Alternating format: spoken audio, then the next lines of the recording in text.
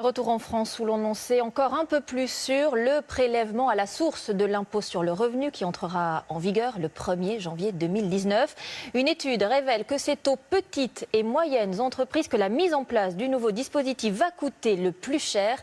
Précision et réaction avec Anaïs Barre et notre bureau de Toulouse. Dans cette entreprise, le prélèvement à la source est testé depuis juillet dernier.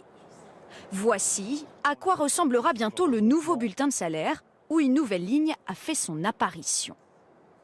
On a le net avant prélèvement à la source et le net à payer après prélèvement à la source.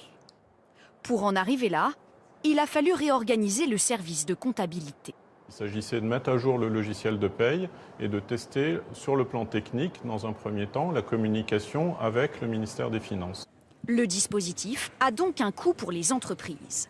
Selon une étude, le passage au prélèvement représentera 8 € par salarié pour l'année dans les grandes entreprises. Pour une PME, ce sera 5 fois plus cher, soit 44 € par salarié. Et pour une très petite entreprise, 50 € par salarié. Dans cette PME toulousaine de 36 employés, cette mesure sera donc une charge supplémentaire. Le traitement de tous les cas particuliers de chaque salarié, nous n'avons absolument aucune idée de comment ce sera traité.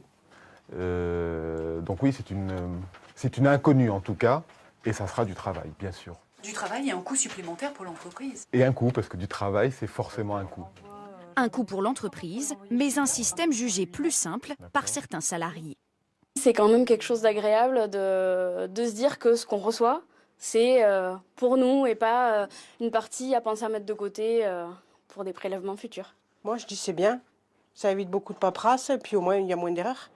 Le prélèvement à la source, reporté d'1 an par Emmanuel Macron, devrait être mis en place au 1er janvier 2019.